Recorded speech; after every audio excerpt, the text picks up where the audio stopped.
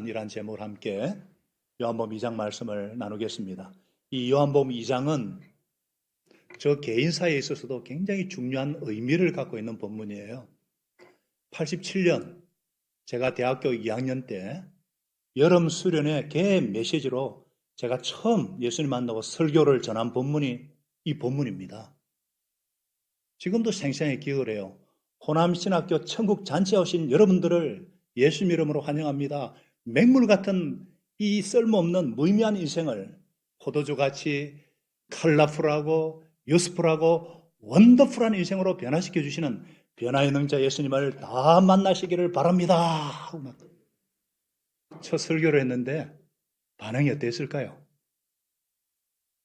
좋았으니까 제가 기억하고 있죠. 그때 예수님 만난 분들이 굉장히 많았어요. 제가 그것 때문에 지금까지 여기에 존재하고 있습니다. 이 요한복음 2장. 이 가나 혼인잔치 이 사건은 성경의 유명한 사건 가운데 하나예요. 그러니까 교회를 다니지 않는 분도 예수님이 말씀하시니까 물이 변하여 포도주 됐네. 뭐 이거 알잖아요. 이게 왜 이렇게 유명한가? 우리의 바람이 담겨 있기 때문입니다. 포도주가 떨어진 자리, 기쁨이 사라진 자리, 의미가 상실된 자리에 다시금 기쁨이 회복되고 잔치가 회복되는 것이 얼마나 기쁜 일인가? 이런 우리의 소원과 바람이 묻어 있어요. 지금도 이스라엘 성지순례에 가면은 두 가지 꼭 일이 일어나요. 이곳에.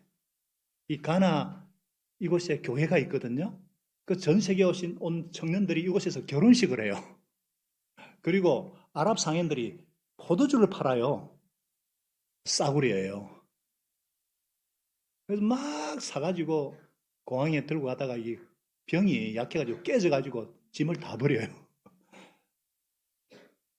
여러분, 이러한 싸구려 소망을 주는 이야기가 오늘 본문 얘기일까요? 예수님이 포도주가 떨어진 곳마다 가서 애써 해주시고 부지런히 채워주시는 그런 분일까요? 우리는 참 기적 이야기를 좋아하죠. 기적적인 일들이 일어나길 바라죠. 나도 예수 잘 믿어서 기적의 주인공이 되고 싶다. 나도 열심히 빌고 빌어서 내 삶에 말도 안 되는 기적이 일어나면 좋겠다. 그래서 공부는 하지 않고 만점 받기를 바라고 이런 열심히 하지 않고 막 칭찬받고 인정받고 높임받고 존경받고 국회의원 되고 막 대통령 되는 기적을 바래요. 기적 얘기 들으면 막 기분이 좋고 막 행복하고 선호해요. 오늘 본문이 과연 그런 얘기인가? 우리가 읽었던 요절을 11절을 다시 한번 읽겠습니다. 시작. 예수께서 이 척변 표징을 갈릴리 가나에서 행하여 자기의 영광을 드러내시니 그의 제자들이 그를 믿게 되었다. 첫 번 표징이라고 그랬어요. 너무나 중요해요. 예수님이 처음 행하신 기적이고 놀라운 일이에요. 그런데 마태, 마가, 누가복음에는 없고 왜 요한복음에만 기록되어 있는가? 그렇게 중요한 기적이라면 다 등장해야 되지 않는가? 단순한 기적이 아니라는 거예요. 아니, 하나님께 무슨 기적이 있겠어요? 하나님께는 그것이 하나의 사인일 뿐이죠. 그래서 요한은 기적, 미라클이라는 단어 대신에 표징, 표적, 미라큘러스 사인이라고 기록하고 있어요. 우리는 길을 가다가 사인을 보잖아요. 표지판. 건물에 들어가도 사인을 보고 들어가잖아요. 길과 방향을 가리는 것이 사인이에요. 표징, 이 사인은 뭐냐? 바로 예수님이 누구신가? 요한복음에는 7가지 표적이 나와요. 전부 다 예수님의 십자가와 부활을 향해 갈 때에 사용하는 단어예요. 요나의 표적.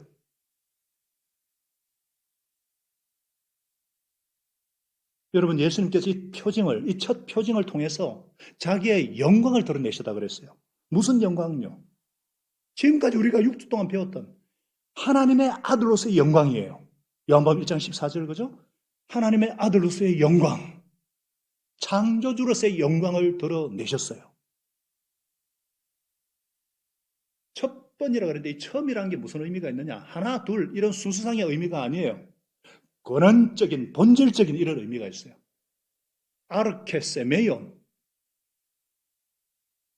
첫 사인은 근원적인 사인이다. 어떤 사인인가?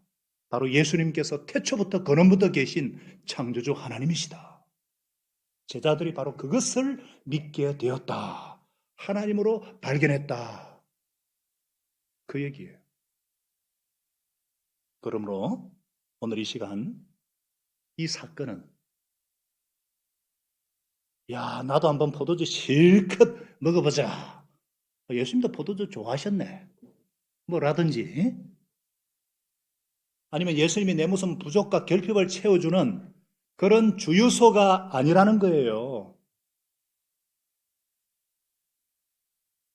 그렇게 생각하시는 분이 있다면 번지수 한참 잘못 짚었습니다. 더 깊은. 자, 그렇다면 예수님께서 혼인잔치에서 물을 포도주로 변화시켜 주신 것은 우리에게는 어떤 사인이 있는가? 오늘 말씀에 저와 여러분에게 우리 미래로 공동체에 주시는 메시지가 무엇일까요? 첫째로 이 세상의 포도주는 반드시 동이 난다. 이 세상의 기쁨은 반드시 끝이 있다. 떨어진다. 그 말씀이에요. 이 잔칫날의 특징이 뭐예요? 잔칫날은 흥겹다는 거죠. 잔치 이게 곧 그 자체가 기쁨이잖아요. 이 사람은요, 기쁨이 없이는 살 수가 없죠. 기쁨은 인생의 수레바퀴와 같아서 새로운 일을 창조하는 에너지거든요. 기쁨이 없이는 우리 살 수가 없어요. 이 잔치집에서 있어서 특별히 포도주는요, 시편에 있듯이 사람의 마음을 아주 기쁘게 하는 필수적인 거예요. 이 보통 유대 혼인잔치는 한 일주일간 지속돼요. 어떤 곳은 2주까지 하는 곳이 있어요. 수요일 저녁부터 그 다음 저녁까지 얼마나. 근데 한창 흥에 오르는 그런 순간에 포도주가 떨어졌어요. 이 보통 일이 아닙니다. 포도주가 떨어졌다. 이건 파장을 의미하고 있어요. 이제 그 지성으로 손님을 섬겼던 거 대접하는 노력이 다 허사예요. 원망받을 판이에요. 심지어 그 당시에 손님 대접이 부족하면 고소까지 당하는 일까지 있었어요. 참으로 난감이고 낭패스러운 일이에요.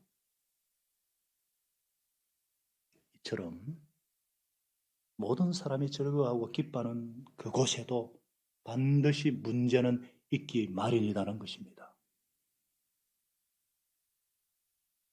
나는 내 나름대로 준비를 많이 했어요. 자격이 있다고 생각해요. 근데 막상 내 능력의 부족, 감당할 수 없는 문제가 발생해요. 충분히 준비하고 취업했는데 웬걸 갔더니 전혀 뜻밖의 상황에 맞닥뜨리지 않습니까? 한 번도 경험해 못한 코로나 같은 상황이 터지는 거예요. 둘이 행복할 것이라고 생각해가지고 결혼을 했어요. 근데 정작 서로의 모든 면이 드러나니까 예상 밖의 문제가 터져 나와요. 전혀 짐작도 못한 문제의 상황에 봉착하게 되는 거예요. 여러분 잊지 마십시오. 자신과 상황을 믿고 의지하는 자에게는 어떤 경우에도 진정한 기쁨은 주어지지 않습니다. 기쁨 주리라 생각한 것은 반드시 동의난다는 것입니다. 이것이, 이 잔치가 진정 기쁨 주리라 착각에 불과하다는 거예요.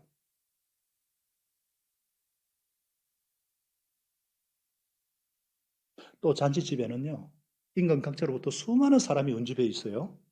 똑똑한 사람, 경제적으로 아주 넉넉한 사람, 능력 많은 사람들이 있었을 거예요. 그러나 바로 그곳에서 그 많은 사람 가운데서 문제가 발생하고 말았어요. 사람이 많다고 사람의 문제가 저절로 해결되는 것은 아니라는 거예요. 사람의 수가 문제를 해결하거나 혹은 감소, 건절할 수 있는 것은 결코 아니에요. 수가 많을수록 예기치 못한 그런 많은 문제가 발생하기도 합니다. 교회도 마찬가지예요. 교회가 수가 많다고 거기 근실한 거예요. 목장도 숫자가 많다고 신실해야 될 교회가 사람 수 앞서기 시작하면요. 그때부터 문제 진원지가 되기 시작합니다. 오늘 이 사건, 이 본문이 우리에게 주시는 메시지가 뭘까요? 잔칫날의 기쁨과 흥경으로도 해결할 수 없는 문제, 사람의 수로도 풀 수 없는 문제가 반드시 있다는 거예요. 그러나 그 문제는 예수 그리스도에 의해 종식이 되었습니다. 예수님께서 그 잔치집에 초청받아 와 계시다는 사실이에요. 할렐루야. 인간의 능력이 끝나는 그곳, 바로 그곳에서부터 주님의 능력이 시작된다는 것입니다. 예수님께서 맹물을 포도주로 변화시켜 주심으로 잔치집의 문제는 일거에 해결이 되었어요. 도대체 어떻게 이 맹물이 포도주로 바뀔 수가 있는 것인가? 앞에도 말씀드렸고 지금까지 요한복음에 말씀드렸지만 그것은 바로 예수님의 능력이 천지를 창조하신 하나님의 능력이기 때문입니다. 창조주의 능력. 이 창조의 능력 앞에서는 그 무엇도 문제될 것이 없어요. 이 능력이 임하기만 하면 문제는 오히려 새로운 잔치의 시발점, 곧 진정한 기쁨의 원천이 될 수가 있습니다. 자, 그러면은 도대체 주님의 창조의 능력이 어떻게 그 작은 마을 혼인잔치집에 임했는가? 그곳에는요, 그분을 알고 그분의 능력을 믿는 자가 있었어요. 이곳에 모인 무리 중에 예수님이 누구신지 제대로 아는 자가 없었습니다. 부름받은 제자들도 있었지만은 아직 초기라서 주님의 능력을 직접 확인한 적이 없었어요. 우리 지난주 그랬잖아요. 그죠? 그런데 이 가운데 한 사람만은 주님의 능력을, 주님을 알고 있는 이가 있었어요. 누구죠? 예수의 어머니 마리아. 마리아는 주님께서 남자를 전혀 알지 못하던 자에게 처녀인데 자신의 몸속에 성령님의 능력으로 잉태되었기 때문에 그분이 하나님의 아들인 줄을 이미 알고 있었어요. 그래서 주님께 포도주가 바닥난 잔치집의 문제를 아뢰었어요. 포도주가 떨어졌다. 마리아의 주님에 대한 믿음, 주님의 능력에 대한 확신이 누구도 해결할 수 없는 문제를 해결하는 실마리가 되었어요. 이거 중요한 거예요. 오늘날 우리가 이 시대를 살아가면서 어떤 문제가 발생하든지 간에 그 문제를 우리 예수님께 먼저 아뢰는 것이 중요하다는 것입니다. 그것이 바로 우리가 기도를 강조하는 이유고 예수 이름 근시에 의지하여서 기도하는 이유가 바로 여기에 있습니다. 근데 아무리 주님이 우리 곁에 내 안에 거하신다 할지라도 그분을 전적으로 신뢰하지 않으면 아랠 수가 없죠. 믿음의 표현, 신뢰의 표현이 기도이기 때문입니다.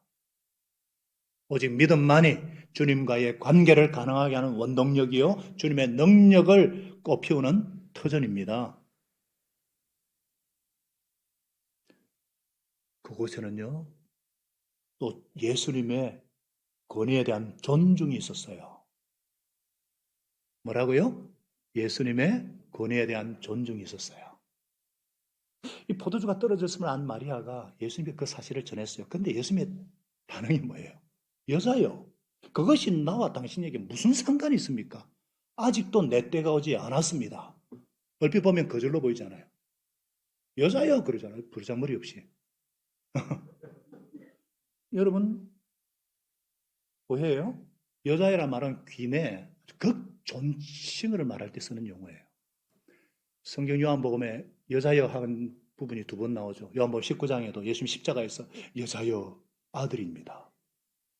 무슨 말이에요? 이제는 어머니의 아들로서가 아니라 하나님의 아들 메시아로서 공생애를 출발한 주님이세요. 내 때란 뭐냐? 그리스도로서 영광을 드러낼 때를 말합니다. 이 내 때라는 게 요한복음 7번 나와요. 일관되고 공통된 흐름이 있어요. 뭐냐? 그리스도의 고난과 죽음과 십자가 사건을 지향할 때 내 때라 그러십니다. 그럼 이것은 무엇을 천명한 거예요? 어머니, 나는 사람들의 요구에 따라 움직이는 게 아닙니다. 인생들에게 빵 문제 해결사로 온 것이 아닙니다. 인류가 처한 가장 근본적이고 본질적인 문제, 죄와 죽음 문제를 해결하러 온 그리스도로 메시아로 왔습니다. 이해하시면 아멘.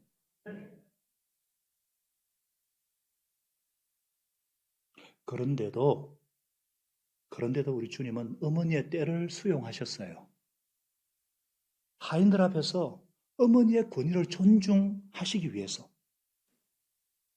어머니의 권위를 존중하는 것이 그 어머니에게서 태어나게 하신 하나님의 권위를 존중하는 것임을 아셨기 때문에. 마리아도 그 마찬가지예요. 성령님의 능력으로 잉태되었지만 자기 몸에서 자기 품에 안고 자기 젖을 빨리어 키운 자기 아들임에 분명해요.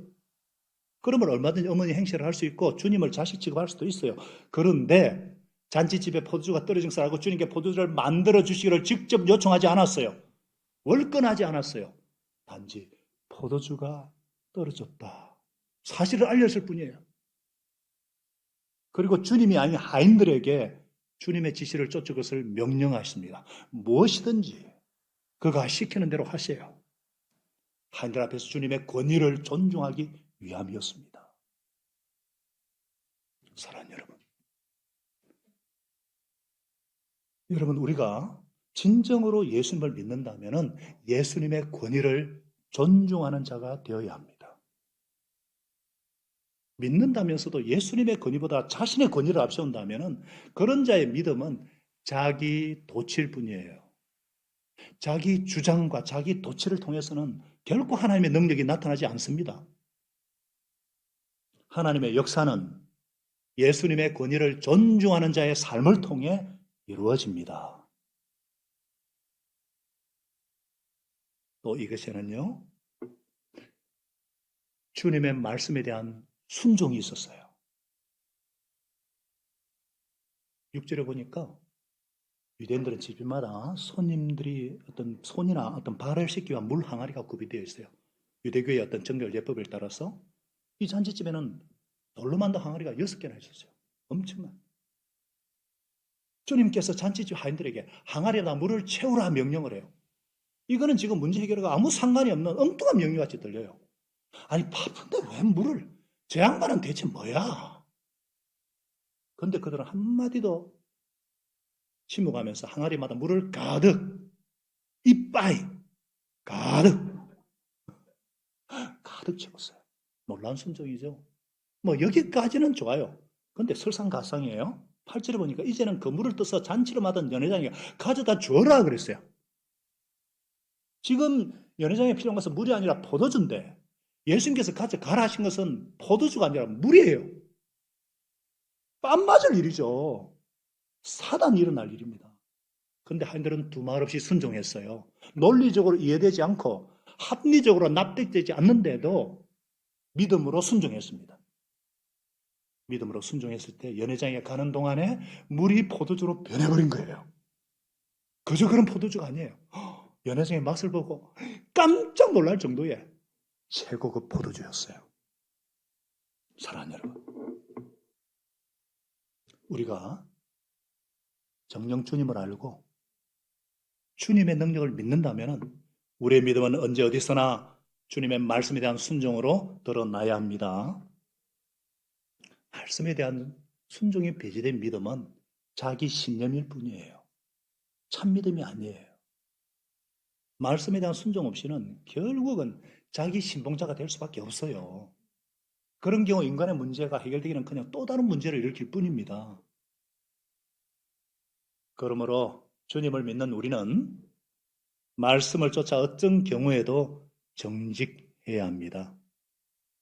어떤 불이익과 오해, 손해를 당할지라도 말씀 앞에서 진실해야 합니다. 좀 둘러가는 일이 있더라도 말씀에 대한 신앙심을 팔아서는 안 됩니다. 가장 큰 이권이나 가장 사소한 선택 앞에서도 말씀에 따라 행동해야 합니다. 그때에만 천지를 창조하신 주님의 능력이 우리의 삶을 통해서 역사하시게 되는 것입니다.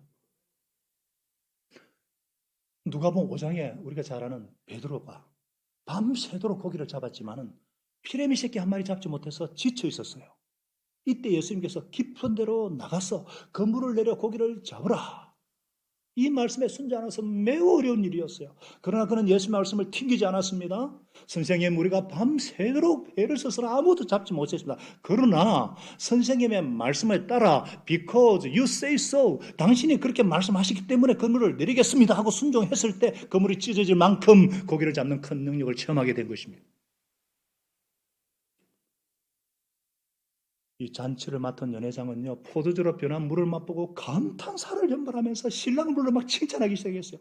누구든지 좋은 포도주를 내고 그 다음에 취한 뒤에 덜 좋은 포도주 물타가 내는데 그대는 지금까지 이렇게 좋은 포도주를 남겨두었구려.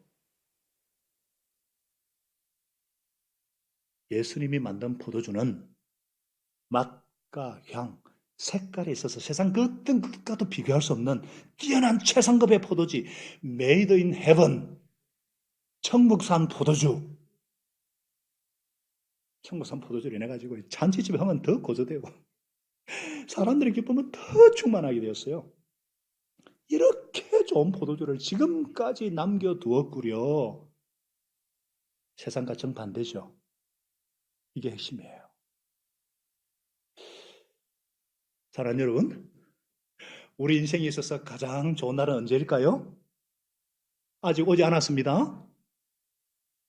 이제 요한복음을 통해서 예수님께서 우리 한 사람 한 사람에게 걸어오고 계세요. 할렐루야. 예. 우리를 진정으로 채울 수 있는 것은 돈도 아니고, 기적적인 일도 아니고, 합격도 아니고, 취업도 아니고, 코로나 종식도 아니에요. 그럼 뭐예요? 그를 믿게 되었다. 그분을 믿게 되었다. 우리를 진정으로 만족시켜주고 채워주는 것은 근원적인 표징 되시는 예수 그리스도. 그분을 보고 그분의 영광을 보고 그분을 믿게 되는 것입니다. 동의하시면 아멘. 11절에 예수님께서 이 처음 표적을 갈릴리 가나에서 자기 영광을 드러내시니 그의 제자들이 그를 믿게 되었다. 이 처음 표징, 인천 표징 사인이 우리에게 주시는 은혜가 뭘까요? 이 사인이, 이 표징이 가르치는 예수 그리스도는 누구신가? 예수님은 이 땅에 오신 창조주이십니다. 예수님은 창조주 하나님으로서의 영광을 드러내셨어요. 물은 뭐예요? 물은 수소 2개하고 산소 오면 H2O죠. 포도주는요, C2H5OH. 물이 포도주로 변화되면 8단계를 거쳐야 돼요. C가 새롭게 탄생되었어요. 창조되었어요. 맛과 향까지. 이 말은 뭐예요? 자, 이제 사진은 없어도 돼요. 목장 성경 시간 다 배웠죠? 물이 포도주로 변화된 것은 본질적인 변화요. 재창조입니다. 예수님은 맹물 같은 쓸모없는 인생을 포도주같이 쓸모있는 인생으로 변화시키는 변화의 능력자이십니다. 아무도 사람을 근본적으로 변화시킬 수 없어요. 부모가 자식을, 목자가 목원을, 교육이나 제도가 사람을 변화시킬 수 없어요. 심지어는 자기가 자기 자신을 변화시킬 수도 없어요. 오직 변화의 능자 예수님만이, 창조주 하나님만이 사람을 근본적으로 변화시킬 수가 있는 것입니다. 그래서 누구든지 그렇게 예수 안에 있으면 새로운 피조물인 거예요. 옛것은 지나갔으니 보라 새것이 되었도다. 예수님은 죄인을 의인으로, 땅에 속한 사람을 하늘의 사람으로, 묵은 세상을 새로운 세상으로 변화되게 하시려고 이 땅에 오신 하나님의 아들 그리스도이십니다. 이 예수님은 누구신가? 충만히 채워주시는 분이십니다. 이 세상의 것은요, 언젠가는 동이 나기 마련이에요. 자연을 보세요. 물이나 자원이 무한정할 것 같았는데 지금 모자라고 있어요. 인간의 기쁨도 사랑도 결핍되고 있고 사회 정의도 공정도 없어서 야단이고 아우성이에요. 예수님은 이런 우리 인생들과 세상의 필요를 채우시되 충만히 채워주시는 분이십니다.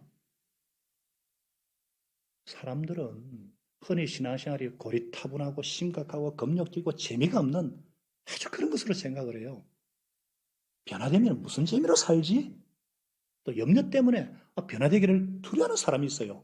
완전 오해입니다. 크게 오해한 거예요.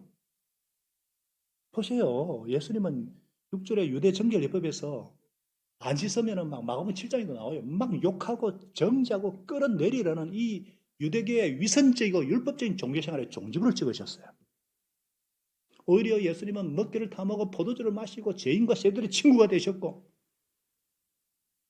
이런 유대 물이 동이 났어요. 물이. 아모스 8장의 11절에 말하면 영적인 기갈에 처해 있어요. 그런 인생들에게 예수님은 기쁨의 포도주로 우리 속사람을 채워주시는, 그래서 하나님의 나라는 먹는 일과 마시는 일이 아니라 성령 안에서 누리는 의와 평화와 기쁨인 것입니다. 할렐루야. 우리의 속사람을 변화시켜서 충만히 채우시는 새술로서 새로운 기쁨과 새로운 감격으로 하나님의 나라의 실체를 보여주십니다. 지금까지 구약의 어떤 선지자들도 채울 수 없고 줄 수 없었던 하나님의 충만한 구원을 주시는 분으로 이 땅에 오셨고, 아브라함도 모세도 다윗도 꿈꿀 수 없던 그 실체, 은혜와 진리의 왕 되신 예수님 그분께서 오셨습니다. 할렐루야. 우리를 충만히 채워주시는 분으로 오셨습니다. 그래서 이분은 어떤 분이세요? 우리의 근원적인 문제 해결자십니다.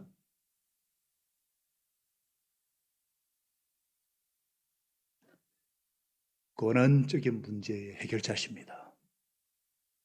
여러분, 포도주 그 자체만 관심을 가진다면 이튿날 아침에 포도주에서 깨어나는 그 순간 머리는 빠개질 듯이 아프고 모든 것이 허망해질 수밖에 없어요. 일부에서는 이 말하니까 막 웃던데, 제가 먹어봐서 압니다. 예수 믿기 전에 술 취해봐서 알아요.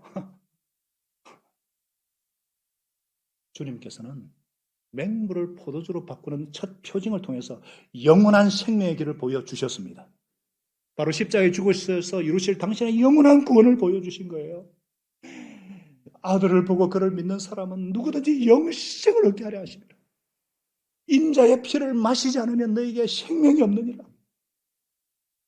그래서 포도주의 첫 표적을 통해서 공생애를 시작하신 주님께서 포도주와 더불어 공생애를 마무리하시는 거예요.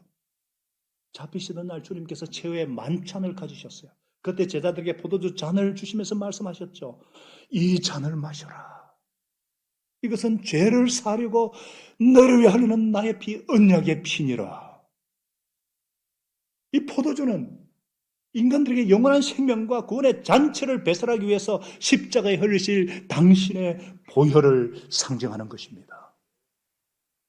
물을 포도주로 바꾸신 예수님이 우리에게 주시는 말씀이 뭐냐? 나는 문제 해결자로 온 것이 아니라 죽기 위해서 왔다. 너에게 영원한 생명을 주기 위해서 왔다. 이것을 천명한 것이 오늘 이 본문이 우리에게 주시는 진정한 메시지인 것입니다. 할렐루야. 그래서 요한복음을 기록한 목적이 뭐라 그랬습니까?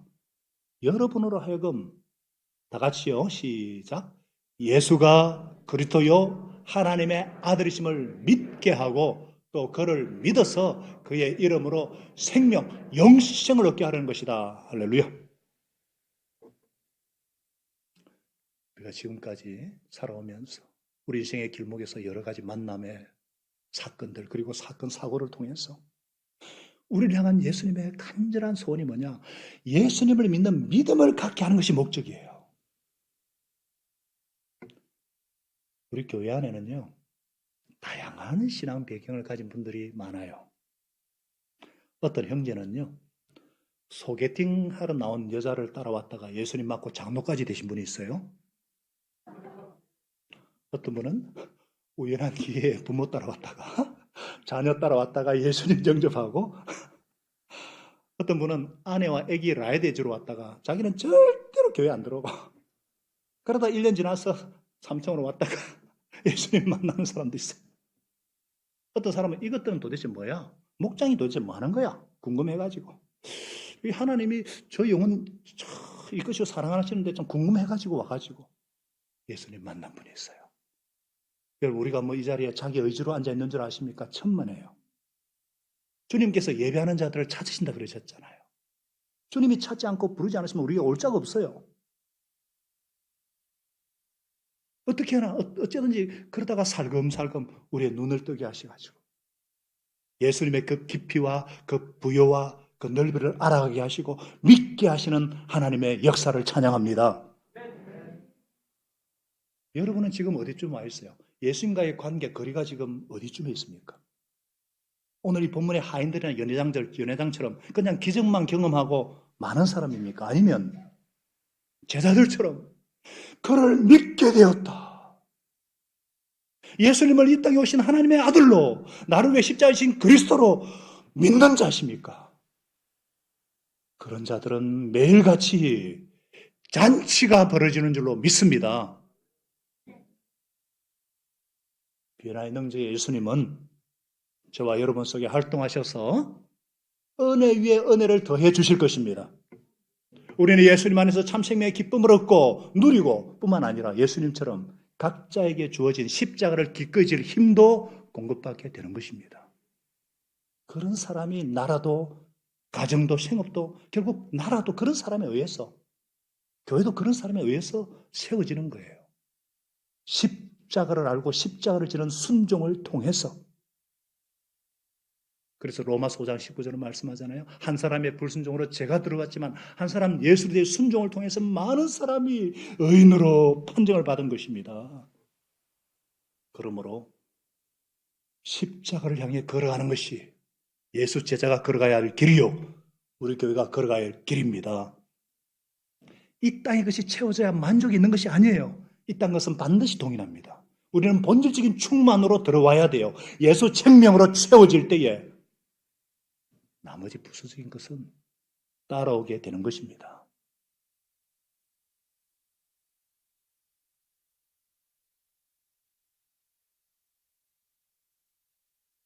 할렐루야. 여러분 저를 봐주세요. 지금까지 우리가 이 자리에 앉아있는 거 우리 주님의 은혜입니다.